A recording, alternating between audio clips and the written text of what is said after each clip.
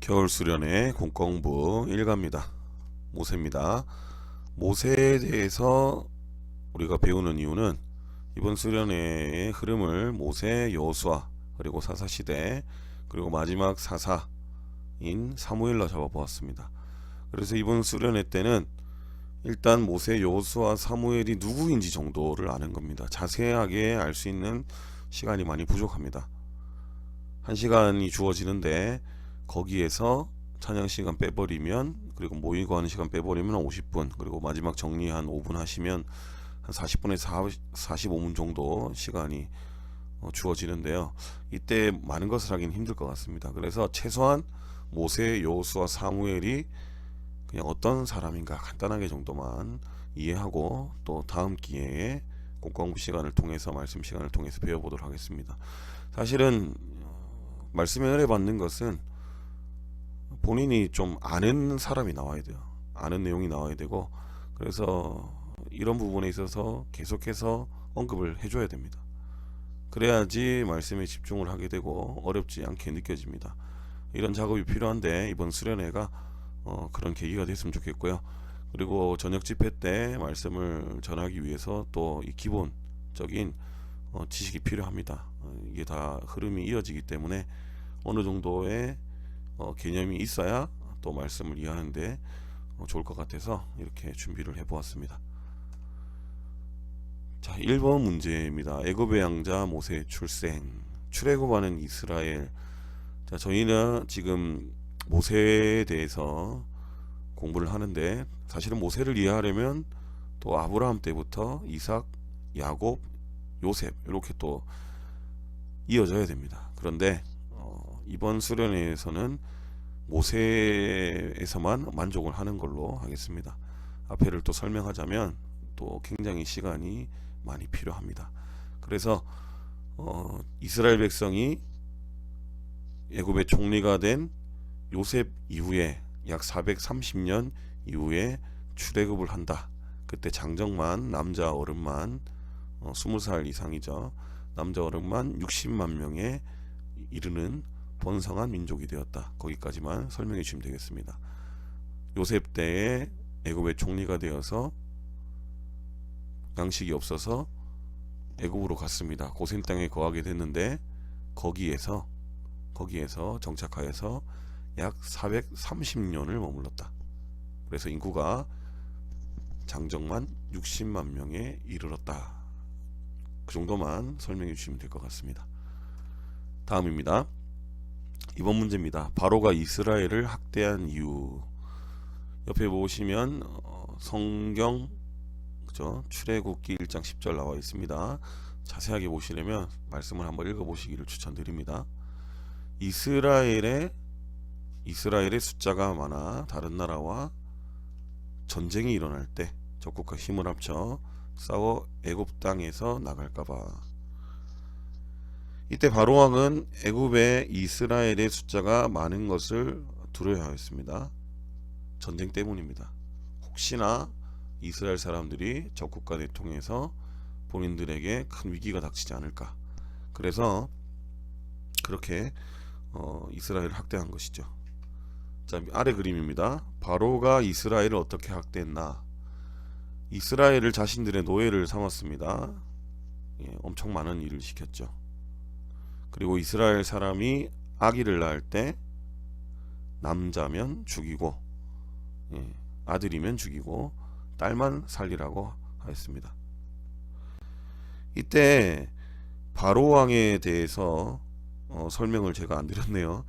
바로 왕이 일어났습니다. 근데 요셉을 알지 못하는 바로 왕이 일어났다고 설명을 합니다. 바로는 바로인데 요셉을 알지 못하는 바로다. 이것은 다른 사람입니다. 이때 애굽 왕을 통칭하는 그것이 바로 바로죠.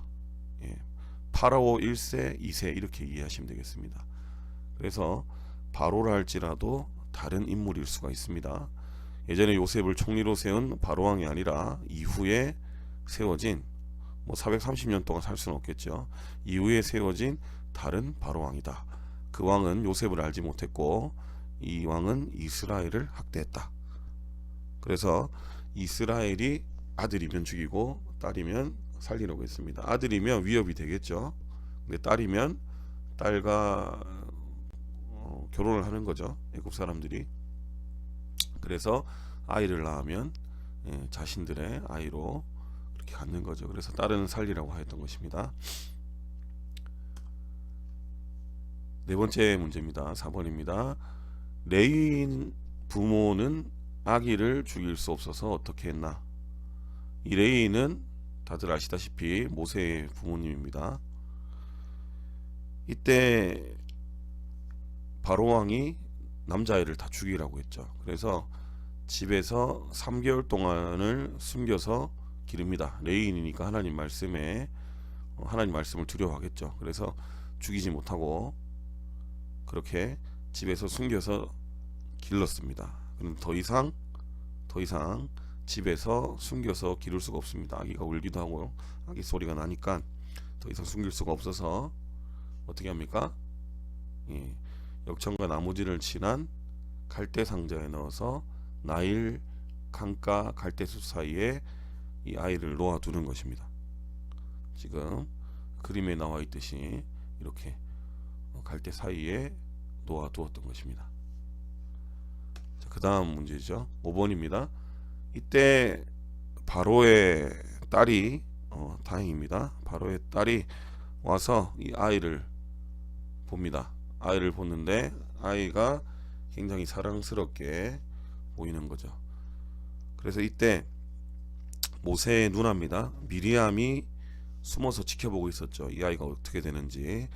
그래서 마침 목욕하러 온 바로의 딸 공주님이죠.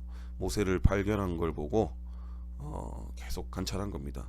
그랬더니 공주가 울고 있는 모세를 불쌍히 여겼고 이때 미리암이 나와서 공주님에게 인사를 하고 이 아이를 위해서 유모를 불러다가 젖을 먹여도 되겠냐고 물어봤던 것이죠. 그래서 공주는 허락을 했습니다. 허락을 했고 미리암은 이때 모세의 친어머니를 데리고 오는 거죠. 그래서 공주는 이 아이의 양육비 삭슬 줄 테니까 아이에게 젖을 먹이라고 했죠. 그래서 이 모세의 어머니는 이 아이가 젖을 떼기까지 가정에서 기를 수 있었던 것입니다. 공주가 주는 양육비로 말이죠. 그래서 젖을 뗐을 때 이제 공주에게 다시 마음은 아프지만 이 모세를 다시 보내었던 것입니다. 그래서 공주가 이 아기의 이름을 모세라고 지었습니다. 물에서 건져내다라는 뜻입니다. 6번입니다. 이스라엘 사람이 학대당하는 모습을 본 모세는 어떻게 했나? 돌로 사람을 쳐 죽이고 모래 속에 감추었다. 그리고 겁을 먹고 미디안 강야로 도망갔다. 그림을 보시면 이스라엘 사람입니다. 히브리인이라고도 합니다. 애굽 사람에게 학대를 당하고 있습니다. 모세가 놀라고 있고 분노하고 있죠. 그래서 주위에 사람이 없는 것을 확인하고 모세가 애굽 사람을 돌로 쳐서 죽이고 모래 속에 감추어 버립니다. 어렸을 때부터 친모 아래서 모세는 자신이 누구인지 정체성에 대해서 분명히 알았을 것입니다.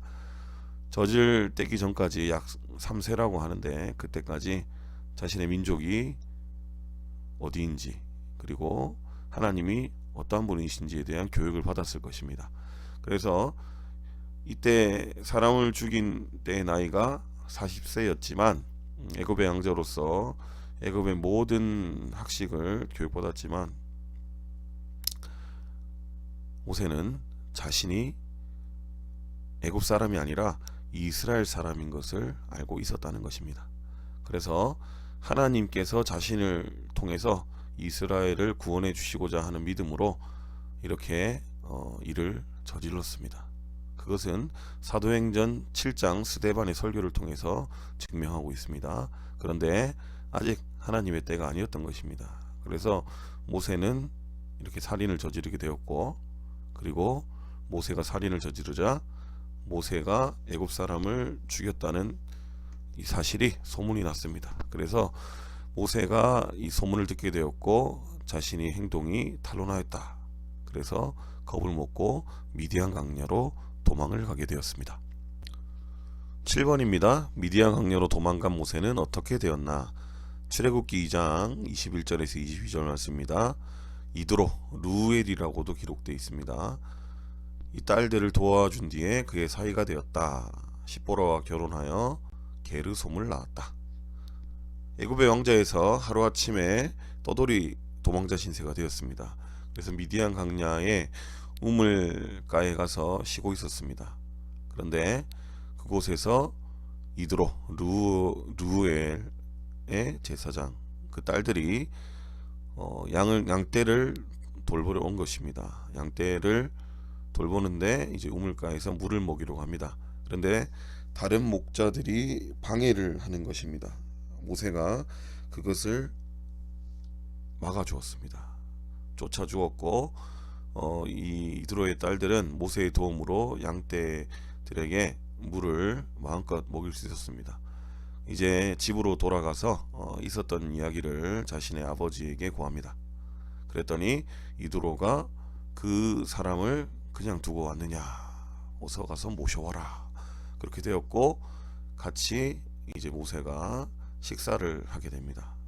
그리고 이후에 이드로는 자신의 딸 십보라를 모세에게 아내로 주고 결혼하는 것입니다. 그리고 아들을 낳습니다. 아들의 이름을 게르솜이라고 짓습니다. 그것은 자신이 나그네가 되었다는 의미입니다. 8번입니다. 모세를 부르시는 하나님. 모세가 40세였죠. 좀 전까지는. 이제 80세로 또 뜁니다. 40세가 또 올라갑니다. 미디안 강야에서 목자로 40년을 보낸 것입니다. 애굽의 왕자였던 모세가 40년을 목자로 보내면서 이제 80세가 되었습니다. 이제 양떼를 평소와 같이 치던 어느 날 모세는 호렙산에서 불이 붙었으나 사라지지 않는, 타지 않는 떨기나무를 본 것입니다. 그곳에서 하나님은 모세를 부르셨습니다. 그리고 모세에게 이곳은 거룩한 땅이니 내 신발을 벗으라고 명령하십니다. 하나님께서 모세를 부르신 이유는 모세에게 애굽에서 고통당하고 있는 이스라엘의 부르짖음을 들으셨기 때문이라고 말씀합니다. 그래서 하나님께서는 이스라엘을 구원하여 주시겠다. 그래서 모세를 찾아오셨다고 말씀하십니다. 말씀으로 모세를 찾아오신 하나님이십니다. 9번입니다. 하나님의 명령에 순종해서 다시 애굽으로 돌아갔습니다. 모세는 바로에 가서 하나님께서 하신 말씀을 전해야 했습니다. 하나님 명령대로. 그래서 그 말씀을 전했고 이후에 어떻게 되었습니까? 하나님 여호와께서 내 백성을 보내라. 그러면 그들이 강야에서 내 앞에 절기를 지킬 것이니라고 말씀하신 것을 전했다. 그 후 바로는 하나님께서 10가지 재앙을 당하고 이스라엘 백성을 보내주었다. 바로는 하나님께 10가지 재앙을 당하고 난 뒤에 이스라엘 백성을 보내주었습니다. 모세는 하나님의 명령대로 바로 앞에 가서 이스라엘 백성을 풀어주라고 명령합니다. 그런데 바로가 모세의 말을 듣지 않습니다. 무시했습니다. 그래서 하나님께서 10가지 재앙을 차례대로 내려주시는 것입니다. 순서대로 피, 개구리, 이파리, 가축병, 악성종기, 우박, 메뚜기, 흑암, 장자의 죽음 순인데 이것이 시간 관계상 다 외우기는 힘들겠습니다. 그래도 생각나시는 부분이 있다면 자유롭게 몇 가지 재앙만 설명하시면 될 것 같습니다. 그리고 마지막 10번째 재앙이 장자의 죽음입니다. 이스라엘 백성이 이 이후에 이제 해방을 출애굽을 하게 됩니다. 10번째 재앙 때 하나님께서 밤중에 애굽 사람의 집을 쳐서 첫째를 다 죽여버리십니다. 가축도 첫 새끼는 다 죽이시는 것입니다. 이때 이스라엘 백성들은 문 좌우 문설주 임방의 어린 양의 피, 예수님의 보혈을 상징합니다. 그래서 예수님을 하나님의 어린 양이라고도 합니다. 이 피를 발라서 죽음을 면하는 것입니다. 하나님께서 애굽을 치실 때에 이스라엘 백성들에게도 오십니다. 그런데 이스라엘 백성들은 멸하지 않으십니다. 그 집에 어린 양의 피를 보시고 넘어가셨다고 기록되어 있습니다. 이날은 유월절이라고 합니다. 넘을 유, 넘을 월을 써서 넘어가셨다. 영어로 패스오버입니다. 유대인들은 이날을 기념하여서 해마다 무교병과 쓴나물을 먹으며 하나님의 구원을 기념합니다. 하나님께서 애굽에 10가지 재앙을 내리셨고 이를 본 사람들은 하나님만이 유일한 신이심을 깨달았고 하나님을 두려워하였습니다. 다음은 10번째입니다. 이스라엘은 홍해 앞까지 애굽 군대가 추격해 왔을 때 어떻게 행동했나? 그리고 모세는 어떻게 했나? 이스라엘 백성들은 두려워하여 애굽 사람을 섬기게 자신들을 내버려 두라 했고 애굽 사람을 섬기는 것이 강야에서 죽는 것보다 낫다 했다. 모세는 이스라엘에게 하나님께서 너희를 위하여 싸우시리니 너희는 가만히 있으라 했다. 자, 이스라엘 백성을 보내준 바로왕은 마음이 변합니다. 하나님의 이 재앙을 견딜 수 없어서 두려운 나머지 이스라엘을 풀어줬지만 마음이 변한 것입니다. 화가 났고 출애굽한 이스라엘을 다시 추격해서 잡아오려 했습니다. 죽이든지 잡아오려 한 것입니다. 자신들이 나라가 10가지 재앙을 당함으로써 완전히 망해버린 것입니다. 그래서 노동력이 필요했습니다. 이스라엘 백성마저 없으면 자신들은 더 이상 회복 불가능합니다. 그래서 급히 추격을 한 것입니다. 홍해 앞에서 이스라엘 백성들이 멈춰 있습니다. 앞은 홍해로 막혀 있고 뒤에는 애굽의 군대가 바짝 추격해 오고 있습니다. 두려움이 생겨서 모세를 원망합니다. 왜 출애굽하게 해서 우리를 이곳에서 죽게 만드냐? 차라리 애굽으로 돌아가서 애굽 사람을 섬기는 것이 이곳에서 죽는 것보다 낫지 않겠나? 우리는 돌아가겠다 이렇게 말하는 것입니다. 그런데 모세가 원망하는 이스라엘 백성들에게 두려워하지 말고 가만히 서서 하나님께서 행하시는 구원을 보라고 말씀합니다. 왜 가만히 있으라 했습니까? 차라리 가만히 있으라는 것입니다. 입으로 불평불만 하지 말고 하나님을 불신하지 말고 그런 죄를 멈추고 가만히 기다려서 하나님께서 베푸시는 구원을 보라는 것입니다. 그래서 하나님께서는 모세에게 이스라엘 백성들을 계속 앞으로 나가도록 명령하십니다. 홍해로 나가도록 명령하시고 지팡이를 들어서 바다 위로 내밀라. 그랬더니 바다 홍해가 갈라지게 된 것입니다. 그래서 모세는 하나님의 말씀에 순종했고 홍해는 갈라져서 이스라엘 백성들은 그곳을 건널 수 있게 된 것입니다. 이때 왜 애국 백성들은 급히 쫓아오지 못했습니까? 바로 하나님께서 막아주셨기 때문입니다. 이스라엘은 불기둥으로 앞을 밝혀서 인도해 주시고 애굽은 구름 기둥으로 어둡게 하신 것입니다. 그래서 볼 수 없도록 하셔서 하나님께서 도와주신 건데 구름 기둥으로 주셔서 접근을 못했던 것입니다. 자, 이제 이스라엘 백성이 홍해를 건너고 있습니다. 애국 군대도 이스라엘 백성을 뒤따라 건너려고 시도합니다. 그런데 하나님께서 이스라엘 백성은 건너게 하셨지만 애굽은 허락하지 않으셨습니다. 다시 바다가 회복이 되었고 애굽의 군대와 이 병거 마병들은 이 홍해 속에 다 수장당하게 됩니다. 근데 한번 생각해 보십시오. 그림처럼 이렇게 좁은 통로가 아니었겠죠. 이스라엘 백성이 남자 장정만 60만 명입니다. 60만 명이 그러면 아이까지 그리고 여성분들까지 치면 200만 명이 넘는다는 소리입니다. 순식간에 건너야 된다면 엄청난 규모의 통로가 주어졌을 것입니다. 그곳으로 이스라엘 백성이 순식간에 건넜을 것입니다. 하나님께서는 그런 놀라운 일을 베푸셨고 애굽에는 그 일을 허락하지 않으셨습니다. 이번에도 모세는 하나님의 말씀에 순종했고 애굽 군대는 홍해에 다 빠져 죽임을 당했다. 이스라엘은 노예로 일만 했습니다. 군사훈련을 받은 사람들이 아니었습니다. 애굽은 전쟁을 위해서 훈련된 자들이었습니다. 정상적인 방법으로는 결코 애굽을 이길 수 없습니다. 하지만 하나님께서 이스라엘의 병거가 되어 주시고 이스라엘의 병기가 되어 주시니까 이 전쟁에서도 승리할 수 있었던 것입니다. 이스라엘은 홍해를 건넜기 때문에 기뻐했고 하나님을 찬양했습니다. 자, 다음입니다. 11번입니다. 이스라엘 백성들은 먹을 물이 없어 하나님을 원망했죠. 이때 하나님 원망한 곳은 마라입니다. 쓰다, 고통이란 뜻을 가진 마라에 이르렀더니 그곳 물이 있어서 마시지 못하였으므로 그 이름을 마라라 하였더라.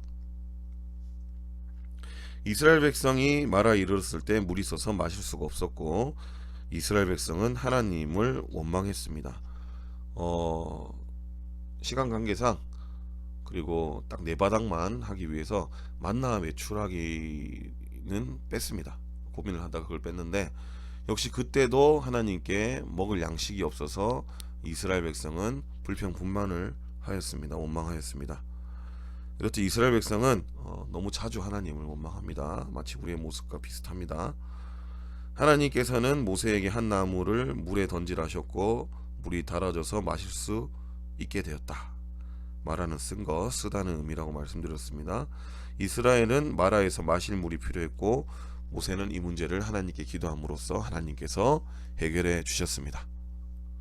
자, 마지막으로 왜 11이 돼 있죠? 12죠. 예. 책에는 수정하겠습니다. 예. 시내산에서 주신 십계명. 모세에게 주신 이 율법과 십계명은 굉장히 중요합니다. 이스라엘 백성이 온전한 나라가 되기 위해서는 백성, 땅, 법이 필요합니다. 백성은 약 430년간 애굽에서 장정만 60만 명이 될 수 있었습니다. 그리고 땅은 하나님께서 주실 약속의 땅 가나안입니다. 그곳을 정복하게 하십니다. 그럼 법이 있어야 됩니다. 시내산에서 율법과 십계명을 주신 것입니다.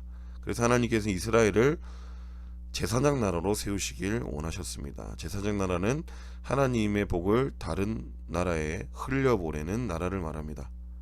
그럼 이 나라는 하나님의 법을 반드시 알아야 되고 하나님의 마음을 알아야 되겠습니다. 그래서 하나님께서는 이 시내산에서 모세가 40일 동안 올라 하나님께서 율법과 십계명을 주셨던 것입니다. 여기서 나와 있는 십계명을 보자면 10가지 계명으로 되어 있는데 1에서 4계명은 하나님 사랑, 5에서 10계명은 이웃 사랑으로 나눌 수가 있습니다. 나눠드린 유인물을 참고하셔서 한번 십계명이 어떤 건지에 대해서 한번 소개해주는 시간 가지면 좋겠습니다. 혹 암기를 하는 친구가 있다면 한번 같이 해보셔도 되고 굳이 이 시간에 시간도 다 충분히 주어지지 않겠죠. 암송하실 필요는 없습니다. 한번 나눠보고 우리가 그래도 십계명은 우리가 암기를 해야 하지 않겠나, 우리가 꼭 암기할 수 있도록 하자라는 정도까지만 해주시면 굉장히 내용이 많기 때문에 시간이 촉박할 것 같습니다.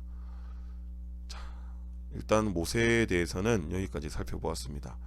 시간 관계상 굉장히 깊이 들어갈 수는 없습니다. 원래 지금 말씀드린 한 문제 한 문제를 가지고 한 20분 30분 이렇게 나누면서 깊이 나눠야 되는데 일단은 지금은 가장 기초적인 것부터, 그리고 이후에 저희가 또 공부를 계속해서 할 거니까요.